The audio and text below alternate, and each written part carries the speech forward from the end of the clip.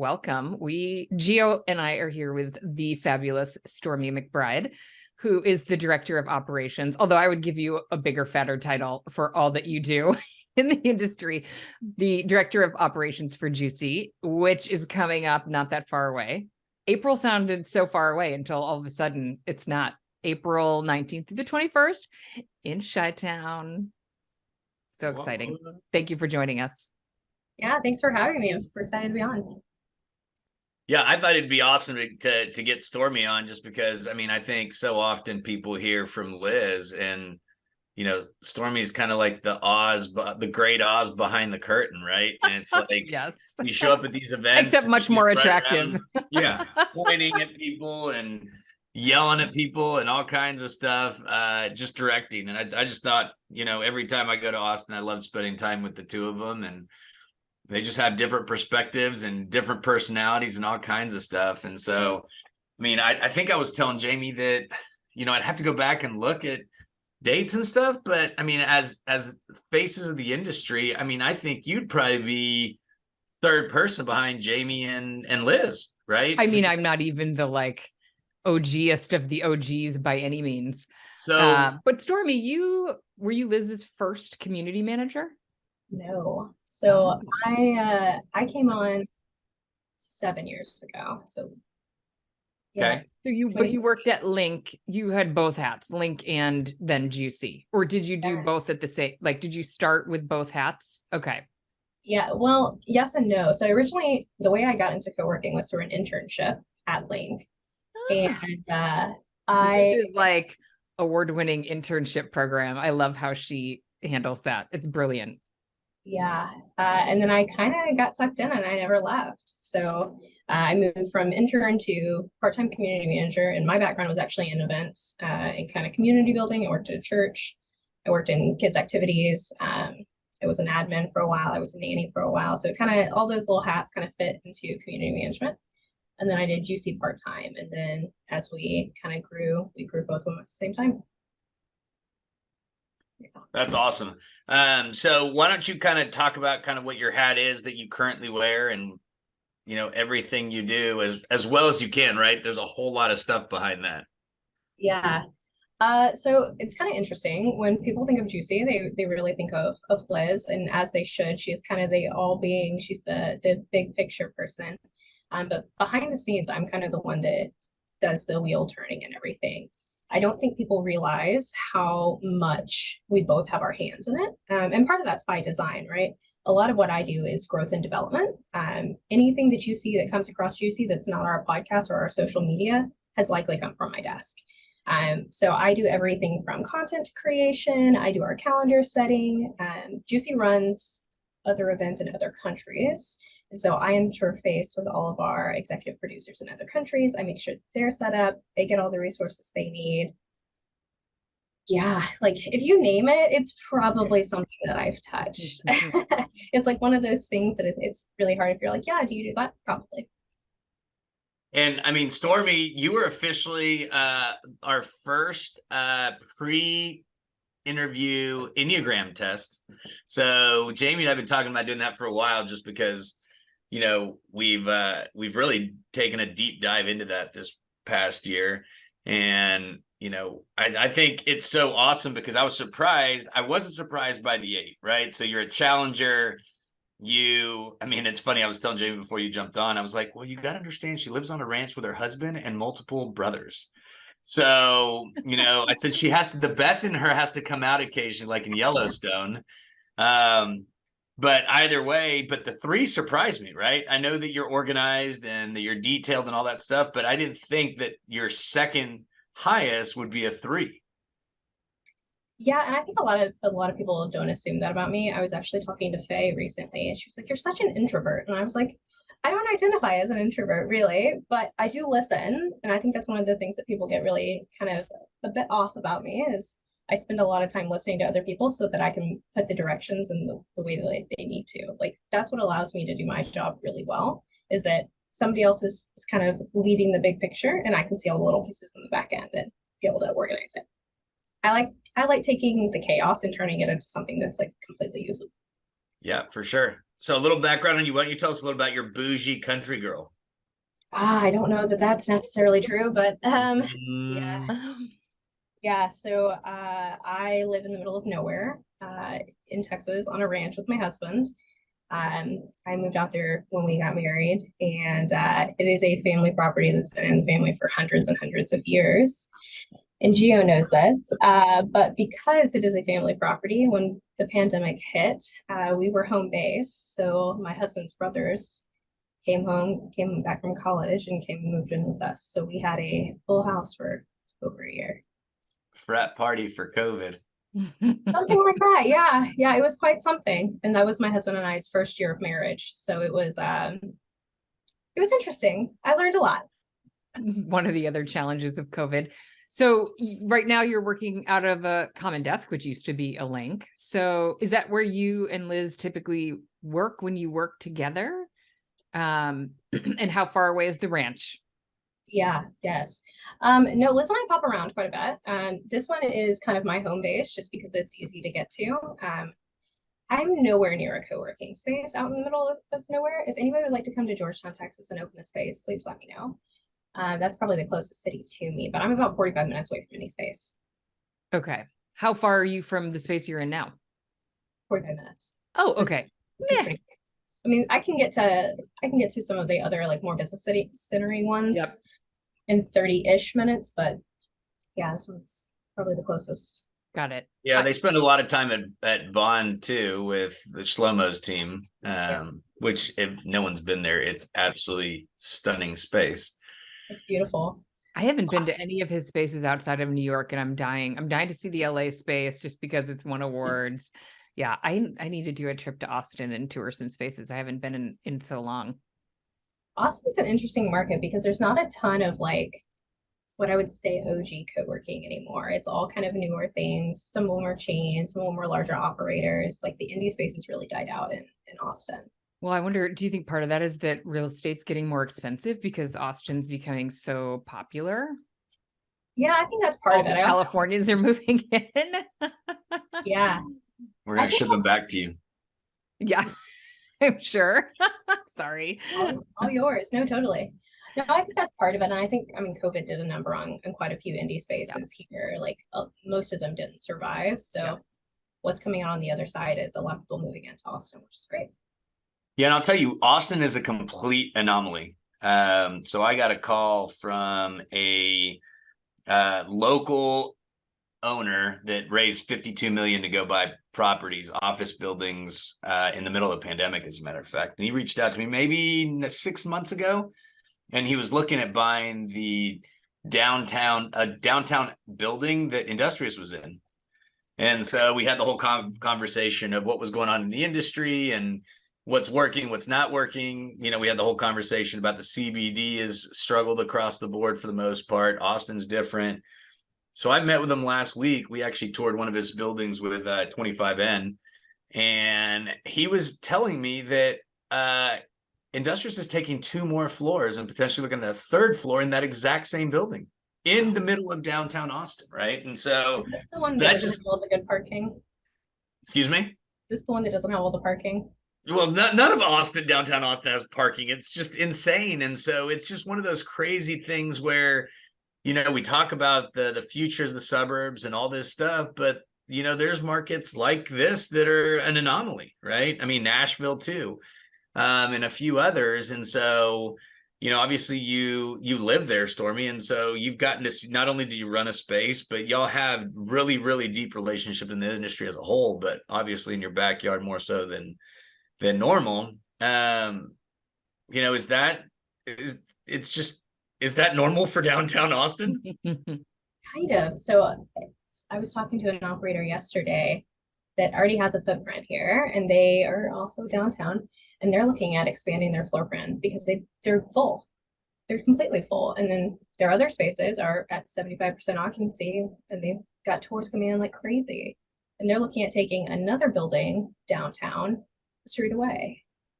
I'm like, well, that's kind of interesting. I don't think Austin is really CBD like you would think of for New York or San Francisco, really. That's my sense. It's a different, yeah. It's still a downtown, but it's very cool, very lots happening. So yeah. Yeah, it's interesting. I will say the more spaces we see popping up are peripheral. They're farther away from downtown. Because like for us, I mean, we work downtown. We've got Commodest, we've got Industrious, tons of the bigger names. But the farther out you go is where you get the little bit more mom and pops. Fuse is doing quite a few kind of on the outer skirts of Austin. It's really picking up like that. There's a hospitality group out of Cedar Park that has a massive complex called Wilco, that they've done some kind of co-working event space situation kind of over there. But yeah, I think the farther out we go, the more smaller indie operators will say. Yeah, no, for sure. I mean, so as you mentioned, Fuse bought that Bee Cave 30,000 square foot deal out by Lake Travis, pre-pandemic, open mid-pandemic, and then they closed on 2 buildings in the back half of last year that should be open in the next, I think one opens next month and the other one shortly thereafter.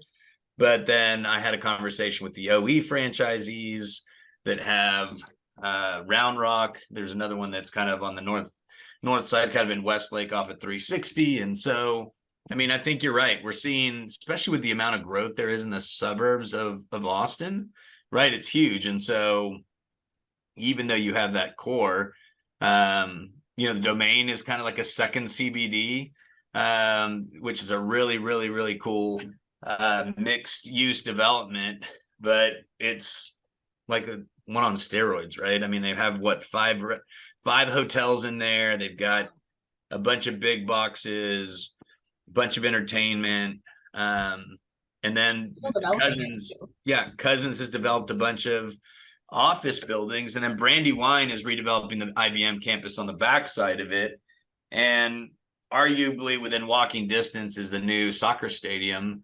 Excuse me? I said easily walking distance. Yeah, it depends what time of the month it is in, or what time of the year it is in Texas, right? If it's July, it's questionable at best. For the walk.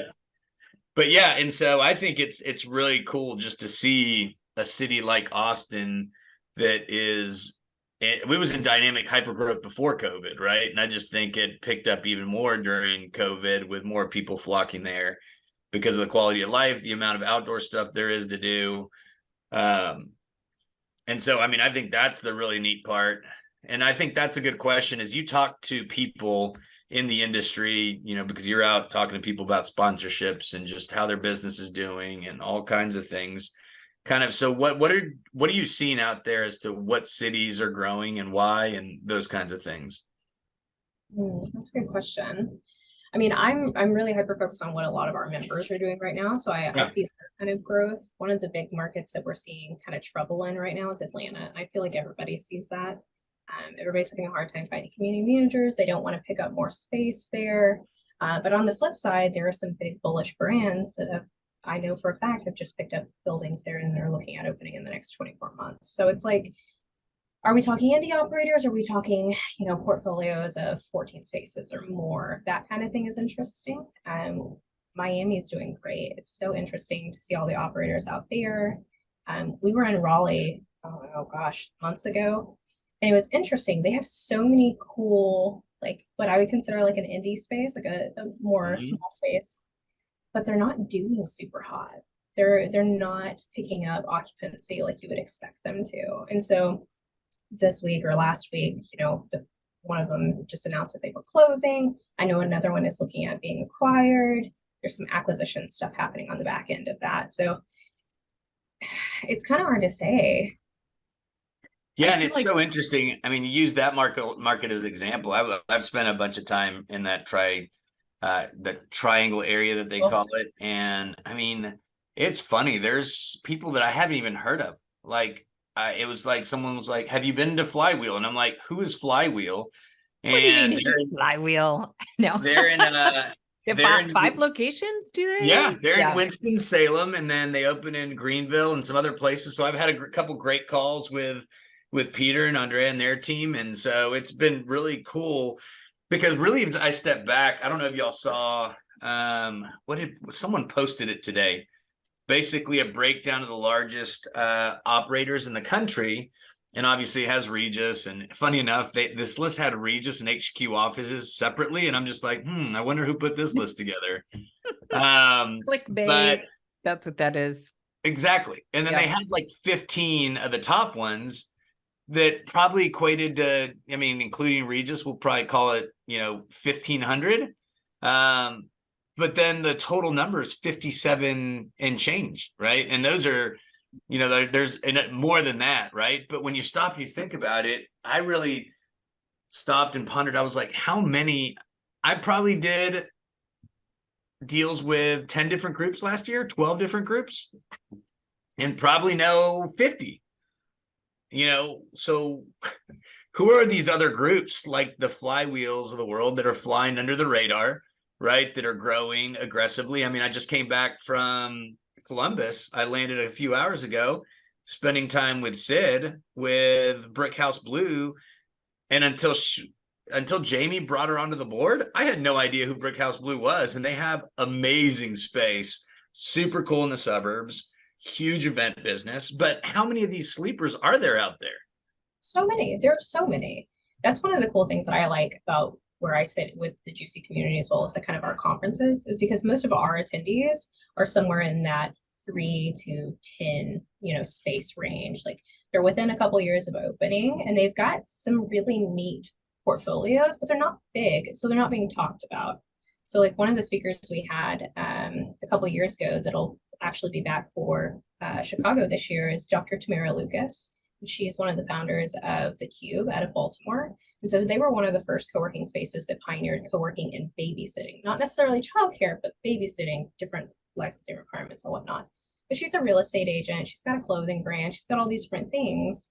And they are actively funding other like incubator type things in their spaces, but also in their community. They're picking up other buildings to expand their footprint. Right? Those are people you don't hear talked about too much, but they're out there.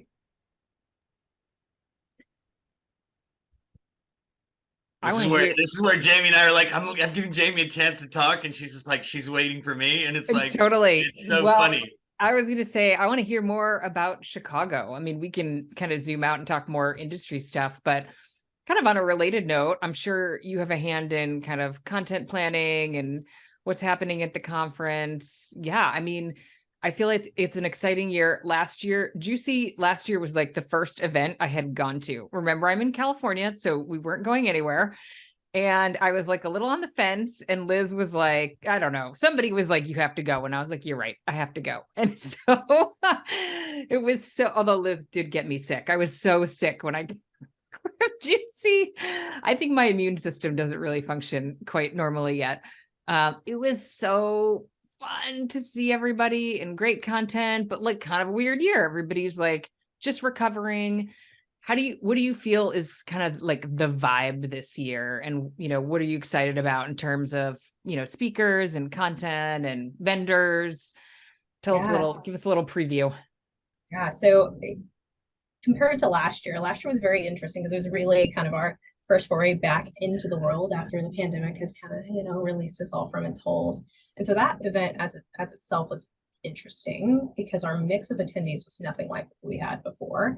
I'm expecting it to level out this year, so we'll know kind of more who our people are. This year's agenda is 3 days. It's a 3-day program broken into tracks so that we can really kind of speak to the audience as 2 pieces. So the first day is 2 tracks. Giovanni is speaking on one of them, teaching our fundamentals of flex. You know you're doing this. Don't act like you're doing fundamentals of flex course. It's basically for anybody who's, a year or 2 into the business, still trying to figure out what their footing looks like. Right now, we are seeing a lot of people that are saying, oh, we just opened this co-working space. How do I get members in the door? We have a member in our community right now who literally opened last week and was asking, like, we don't have any members. And we're like, did you pre-sell? And they were like, no. We're like, okay, like, let's talk about these things. So our fundamentals of flex course kind of really sets people up for success. How do you own it? How do you operate it? Like, how do we make this a profitable endeavor for you, not just a community center that everybody talks about, right? And then on the split side of that, for our veterans, we've got a mastermind series. This is more strategic. This is things like we're doing right fit for acquisition. Like, what does it look like if you're trying to get acquired? Or what does it look like if you want to bring on another brand to grow your footprint? we're seeing so many of those right now. Like it's really top of mind. And there's also a couple sessions around KPIs, like what are you supposed to be tracking that maximizes your return on investment? Where are you putting your money? Where are the funnels that you're losing money? Like things like that. And then we've got some emphasis on building in social impact. How do you build that into your business? What does philanthropy look like? What does sustainability look like? What does your mental health and wellness packages look like for your not only staff, but your community? Like, how do you support all of that? One of the themes that we're talking about internally that we're trying to bring to stage is burnout. Everybody talked about being burnout during COVID, but as we've now done the complete opposite, and we're now back into everything, there's this like second wave of burnout that we're seeing in our members and the operators, where they're just like, it's different. We went from doing so much, but also nothing to so much, but also nothing. You know what I mean? So how do we combat that? And then day 2 is our main stage day. We've got lots of cool things coming. Market recovery data. What does the modern market look like? What are these third spaces that everybody's talking about? The non-traditional offerings. How do they impact your business? What does that look like? Couple other things. We've got how do you design spaces not only for profit, but for connection. Well-activated spaces are becoming harder to come by these days, just because we've got so many landlords and non-traditionals and developers coming in, making these flex spaces that have interesting floor plans that don't necessarily make sense for some of the stuff that we know works, right? And then I think a really big buzzy word that's happening in co-working, and it has been for a while, is hospitality. But what does hospitality look like, and how do you track the return on investment on it? How do you measure the impact of your events? How do you measure the impact of those amenity-rich spaces? So that's some of the stuff we'll talk about. And then, of course, day 3 is kind of our choose your own adventure day. We do co-working tours, couple them with some talks and demos so people can choose what really looks good to them, what they need to see, the vendors they need to meet, the showcase, and then also see how other people capture their spaces. I'm excited to experience an event at Convene. I haven't, you know what? I've been in one. I did a work tech in LA, but that was pre-COVID, I think. So it's been a while. I definitely haven't been in the one in Chicago. And it feels like a great solution because Liz and I have talked, like when I was running GWA, like we always wanted to go to Chicago, but the, unions and the hotels just made it so expensive. Like you couldn't do it. So Convene feels like it kind of solves that challenge. And speaking of hospitality, will be a fantastic experience for the attendees. Totally. And we've done, this will be our 5th or 6th event that we've done with Convene. We did a couple in London and then New York. That's right. You do your London. Okay. Yep. I will say that their team is phenomenal when it comes to like the hospitality on the back end of an event. Like you are taken care of. Yeah. It is one of the reasons why we use Convene, because it really is pretty turnkey for me. And that's the hard part. I mean, when I was doing the GWA events, the logistics of the event, speaking of like Enneagrams, not for a 3, I don't know, minute details. And I'm a total 3, a high 3, a pure 3. And yeah, all those details. So if you've got somebody on the back end taking care of it. And I lived in Chicago for 15 years. You probably know I lived there for a long time. Yeah. Great food, great entertainment in the evening, great music, great dancing if you want to do it. It's going to be a lot of fun. Yeah, we are really excited. There's so much stuff happening, and I feel like it's a good time of year. It's like not gonna be too cold and also not gonna be too hot. Oh, but bring your puffy coat because it might still be cold. Okay, fair enough. But it's end of April. We'll probably be lucky. Yeah, and won't be super like hot and humid yet. So I'll tell you, Chicago is one of my favorite cities, but it really kind of starts in May or early June-ish, because you're right, it is hit and miss in April, but there's so much to do. The beauty of Chicago and the cities like Chicago is the minute the sun comes out, like I said, again, I was in Columbus yesterday and it was like 55 degrees and they had the doors open or the windows open in all the coffee shops. And I'm just like, it's still a little cold outside. But it's hilarious, isn't it? Like how relative it is. because now that I live in California, I am the one wearing like the fleece lined pants to walk my dogs when it's 55. And I used to be the one in the shorts, like it's 55, it's hot out. It's Wild. so funny. Totally relative. Yeah. Stormy, what speaker are you most excited about personally? Oh gosh. Well, we haven't released all of our lineup yet. Okay. So that's So publicly shareable. yeah. So I You can think always say me. I could, and you know you're one of my favorites. Mara told me, I was with Mara this week, and she was excited that she's going to be speaking again. And so I know that's a big part of it. She's on day one, right? Too, on the design and stuff. Yeah, Mara is teaching our design and fit out conversation, which she'll be fantastic at. One of the ones that is kind of new to us, and we were talking about sleeper brands, we just confirmed the co-founders of Coven this week. So they'll be doing a talk, I think it's on people, places, and culture, because they are doing this whole new female-founded franchise brand all across. And they've got a real focus on design, but also like what does the culture look like and how can I replicate that across the states? So I would say they strike me as really out in front in terms of inclusivity. People really watch what they're up to. So that will be a really interesting one for sure. I often meet people who will reference them. They've seen them for some reason, they watch them, and they're really inspired by their work. That's exciting. So their cover page says a community for radical change makers is what's on the first page of their website. That's pretty cool. What's interesting is we were having this conversation about how are we building this session, which breaking the fourth wall here. A lot of the times when we put together our content, we have an idea of what we want to talk about. We go get the speakers and then we work with them, like what fits in your wheelhouse? How do you present this comfortably, right? And so we were talking with one of their founders, and you mentioned inclusivity, and we were like, well, can you speak to your DEI initiatives? Clearly, this is something that's really important to you guys. And paraphrasing the conversation, they were basically like, yeah, it is really important to us, but it's not necessarily we're going to angle it that way. It's our culture. We build our culture to look and feel like this, and that is what it is. Yep. And so that was kind of an interesting piece of the conversation. So I look forward to seeing how that plays out on stage for us.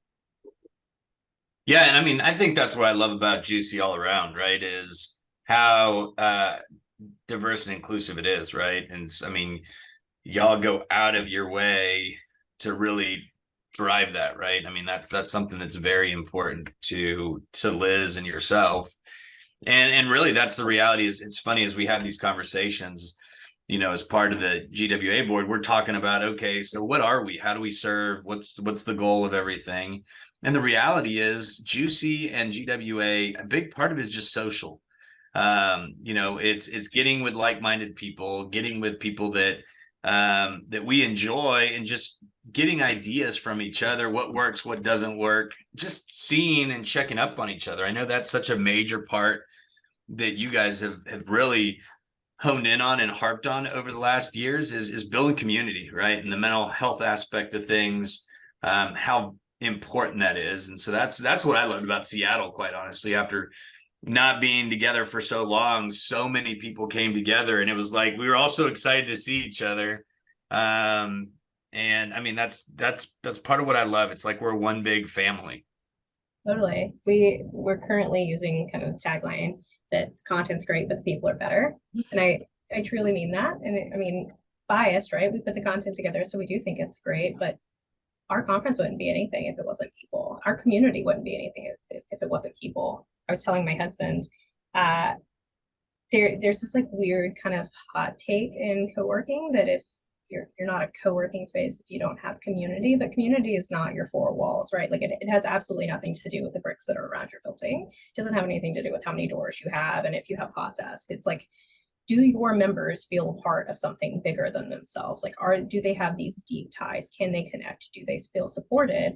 And that was one of the things that we have to take back to us is like, where is our growth and our development for our community? Do they feel those deep ties at our events, in our spaces, like talking to us? Like, where does that fall? And so I appreciate you saying that about Seattle, because that was our favorite part too.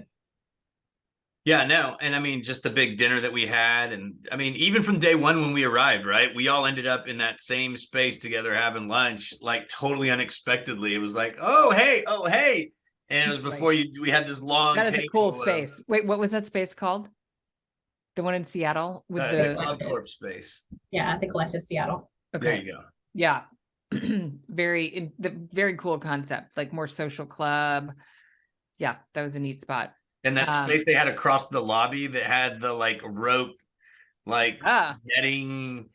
I mean, what do you, a hammock, a huge hammock type of deal? I don't even know what to call it, with pillows and all kinds of cool stuff. So it's always fun to see what You people are and doing. Yeah. Stormy, preview the rest of 2023. Where what are the international events that you're excited about this year? Yeah, so 2023 is kind of a building year for us. So 2022 was really coming out of the pandemic. We were thankful to be on the other side of it as an events business. You can imagine how painful that was. So 2023, we'll for sure do the United States. We'll do North America and Chicago. We'll bring back London. It'll likely be last of September, early October. And then we are aiming, it's not announced, but aiming to have Australia and Asia Pacific up again. So we'll have more details on that soon. And what's the latest on Mexico and Latin America? I know y'all been working on that for a while. So, and this is one of those things. You asked me what my hats look like these days. Development is one of those. So pre-COVID, so 2019, we had events in 7 countries, something like that. We're looking to rebuild that. Mexico is on my list. We're also looking at Tel Aviv. We're looking at going to Canada. You know, it's just kind of all over the board. One of the things I don't think most people realize about Juicy is we run it similar to like the way people would run a management agreement for conferences. So Liz and I obviously have the States, but we do have partners in other countries. And so if anybody's ever interested in hosting in different countries, we do have opportunities for that. And so as we do that, we do lots of development. We do lots of interviews, seeking the right partners, making sure we're all set up. So this is the year that we're doing quite a bit of that. So I am taking requests. If there's somewhere you would like to see a conference, let me know. Can I do the Republic of Texas? So we call those Juicy Pop, the regional ones. Talk to me after, Gio. That's a sidebar. So here's an interesting one, right? We talked about the Enneagram. You're an 8 with a 3 wing, even though that's not really technically a wing, but that's just your second strongest. Yeah. This is going to be a new question, Jamie. I just came up with it. Okay. If you had a spirit animal, Stormy, what would it be? Oh, interesting. I don't even know what to do with that question. I don't know. Like mine's a lion. What would you assign to me? That's what I want to know. Ooh, that's a good one. I don't know what mine would be. What's a spirit animal? Like somebody that embodies or an animal that embodies your, like something you can really relate to. Like for me, the lion was given to me, to Stormy's point, was because I take care of my pride, and I would die for my closest friends, or you know, as a challenger, right? I step up there when people are running out of a burning building, I'm running in. I think we've talked about that before, right? And so I think that's such a major part of it. I mean, and with you, Stormy, it's so interesting because you're so sweet, but at the same time, I think people have to break past that, because you come across as, I mean, you have to be a very strong, bold woman, right? Or person in general to really to be in the space that you're in at home personally, right? But also within the organization, right? I mean, that's a big part of it, that it falls under your role. So, see, I was hoping you'd come up with something good. Now you're gonna make me assign you something. Yeah, I feel like that's more of an assigned topic. I don't actually know. I'll think on it. I'll shoot you an email afterwards. Have y'all read The Titans by Tim Ferriss? Yeah. Oh, Titans. In every one of his interviews, at the bottom of the first page, they have the spirit animals for each person, and some of them are absolutely comical. Like one of them is like a mid-level mutt of no like impressive lineage, and I just think those are so hilarious. That's funny. And now I got to come up with one for Jamie too now, because now she's asking All right, Jamie, keep going. I'm going to come up with this real fast. Give me a second. As Gio's doing some Google research, it's I fine. know. I'm trying to think of what else do we want to know. What else do we want to know from Stormy? So, I mean, y'all take a bunch of fun trips, right? Y'all have done some really cool dinners and stuff like that. I mean, I know that I don't know if this is public, but now it is.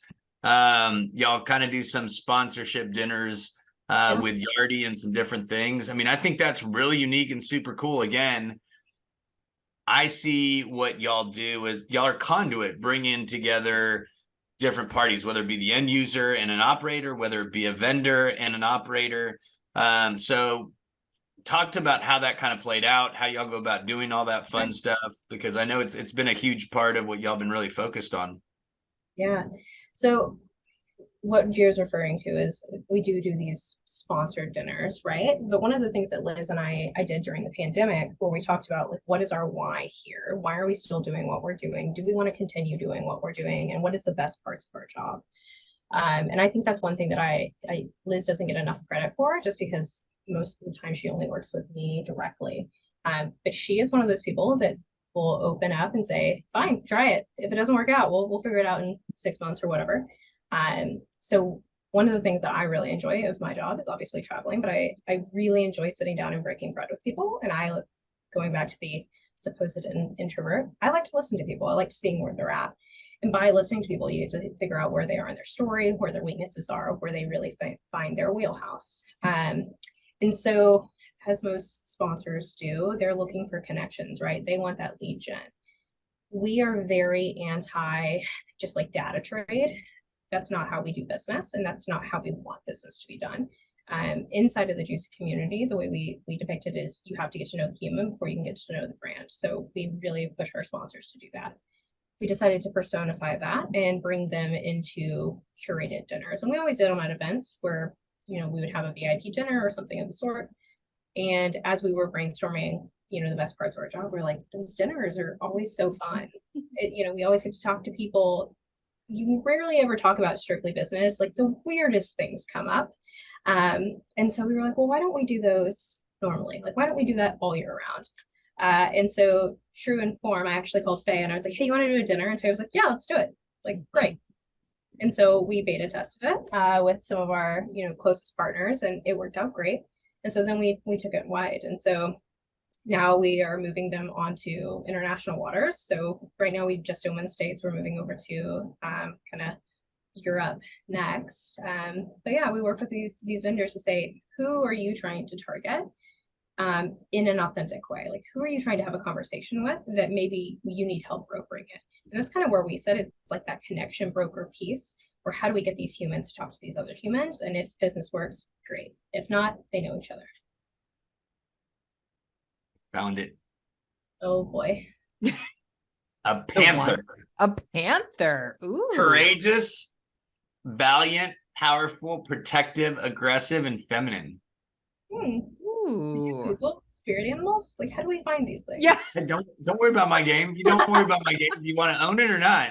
I like it. I like it. That's a good one. I appreciate that. All right. Did you find Jamie's?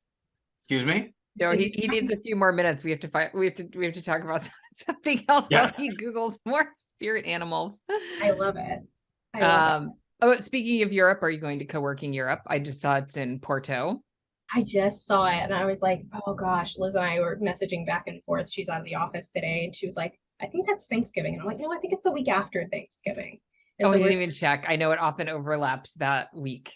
Yeah, so we were trying to figure out, like, logistically, does it make sense for us to get over there? Because one of us, if not both of us, always goes. John Hughes is one of our favorite humans. So has he hosted it in Lisbon before? I don't know. I think so. I know Liz was in Lisbon 2015, 2016. So okay. Yeah, so maybe it's been a while. Yeah, I've gone to Portugal for fun, and we went to Porto. It's a very cool city, although not that easy to get to. Noted. Noted. Did you go to Warsaw? Nope. When they came to Poland, that was an interesting one as well. Yeah, they had their Independence Day riots the day Liz and I flew in. Oh no. No. Yeah, it was in the venue was next to the embassy. It was interesting. Oh wow. Yeah, it's always, I feel like it's often the week of Thanksgiving, which is tricky. A little bit tricky, but There's so many co-working events and like the way they fall. I mean, like I appreciate it because we get to go to most of them, right? So And I think that's the goal is, I mean, as we've talked about GWA and Juicy and all that, is how do we collaborate to the point where there's not overlap, right? I mean, that's part of what we're trying to do is we all want to go to all of them, right? Because there's value in all of them. There's, there's different nuggets you get from different groups, right? Especially when you're dealing with different regions, different countries. It's especially when you're going over to Europe, right? UK is so far ahead of the US in overall just how much the landlords and the operators and the overall enterprises have all kind of just they've accepted this, right? We're not at the, hey, you realize that at some point you're going to figure out you're missing out. They know they're missing out, right? And so now you're seeing a whole lot of these management agreements. You're seeing a whole lot of these landlords doing their own deal. You're seeing a lot bigger spaces, quite honestly, that are successful. Most of the big ones here in the US have majorly struggled, right?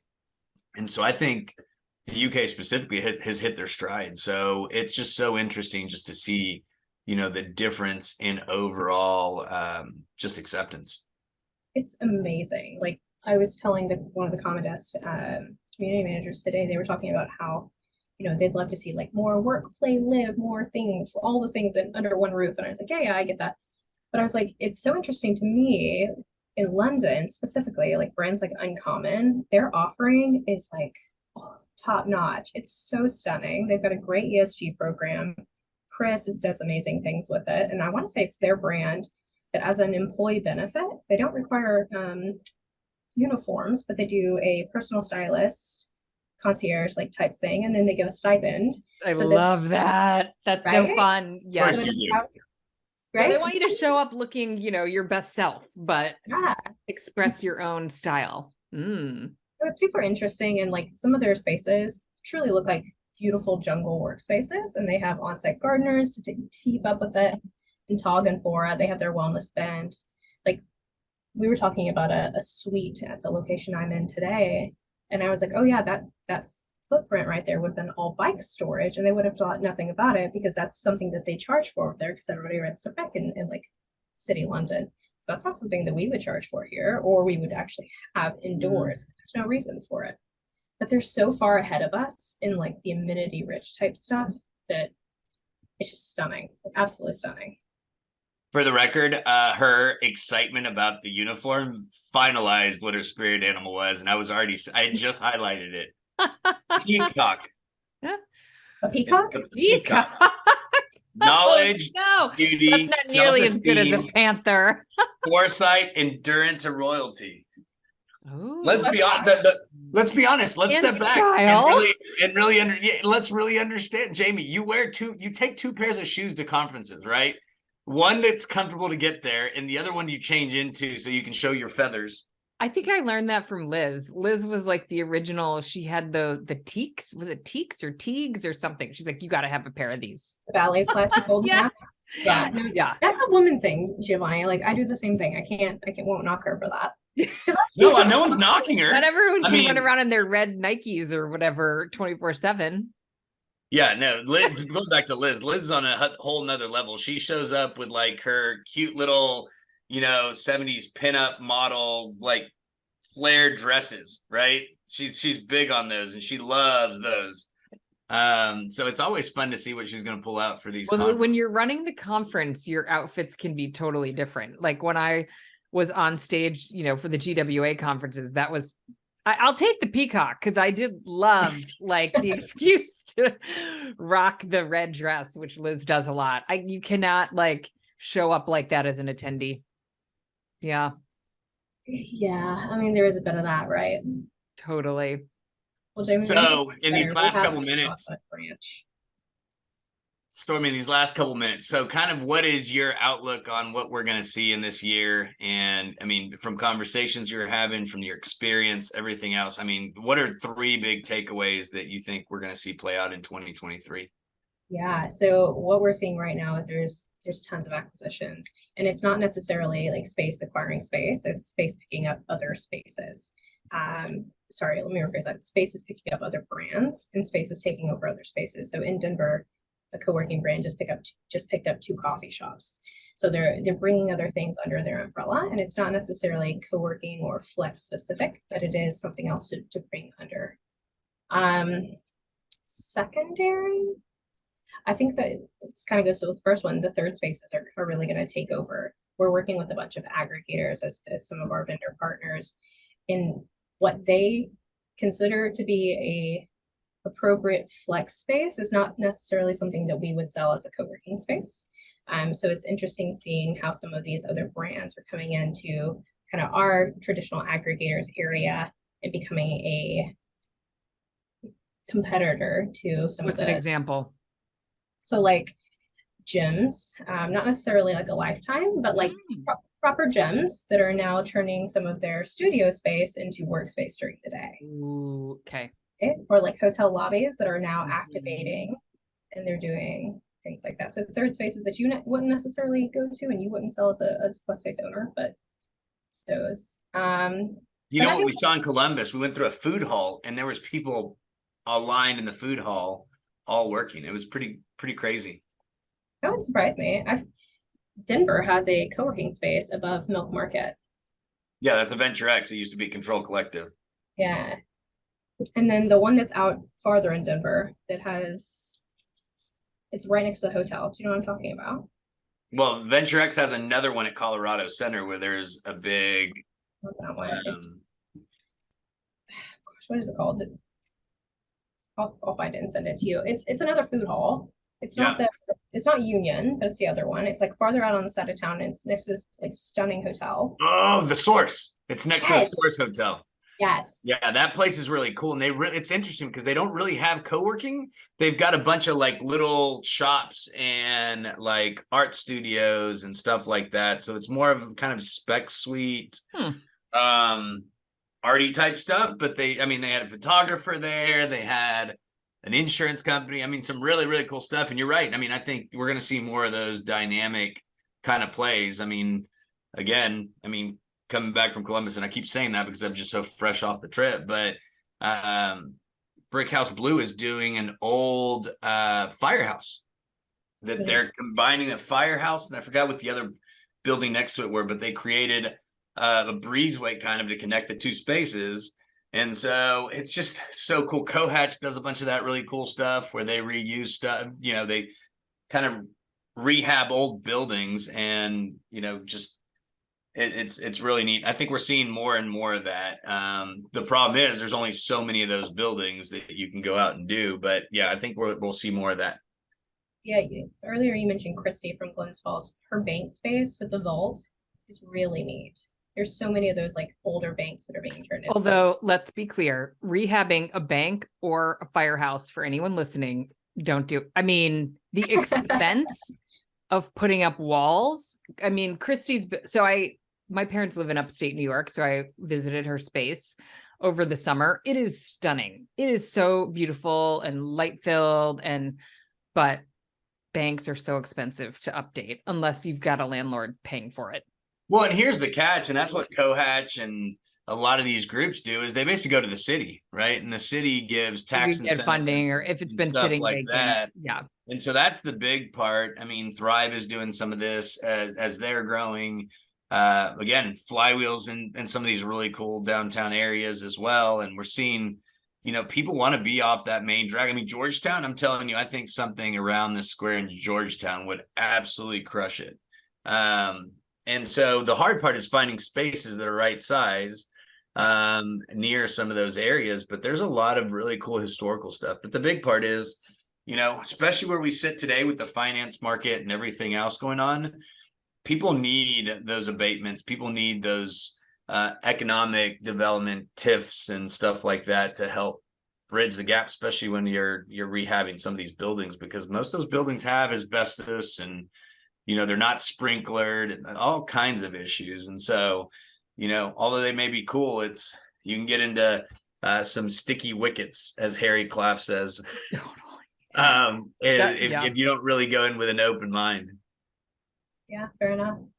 I also think that we're going to see a lot of that kind of mixed use building type stuff, kind of like what you said about the source, how it's got the photographers and it's got the insurance agent. Yeah. It may not necessarily be co-working, it may not necessarily be spec suite, but I think you're going to have more of that kind of like collaborative center, like community center type buildings, food halls, things like that. We're seeing them pop up here in Austin. You mentioned the domain, the Arboretum, kind of out by the airport. They tried to do something out there. It's not going so great, but there's all these like little pockets that are popping up. People are starting to put all the different things in. So then they become this destination and people are starting to really draw to those destinations. Yeah, no, without a doubt. So if we have to say, if you have not bought your tickets for Juicy, you have to go out and buy them, right? I mean, so you'll be there. website? I'll be there. Yep. All the cool people be there. Yeah. So yeah, go out and buy your tickets. It's going to be awesome. When can we expect to kind of, y'all are, I think, slowly going to be teasing us with speakers and, additional content, right? Yeah, so I would say over the next 2 weeks, we'll probably have our full agenda. Casey, our assistant right now, is putting things on the website as I'm on this call with you guys. So our fundamentals of Flex is already live, and I believe our masterminds are up as well. So the main stage programming will be up by next week, and you'll start seeing everybody come in. All of that can be found on na.gcuc.co, and that's where you can get tickets and everything too. And Jamie, you'll put that on the link, right? You always do. We'll definitely put it in the show notes. Yep. And which you can find if you're in your podcast player. You can one click and buy tickets right away. Oh, I like that. That. Awesome.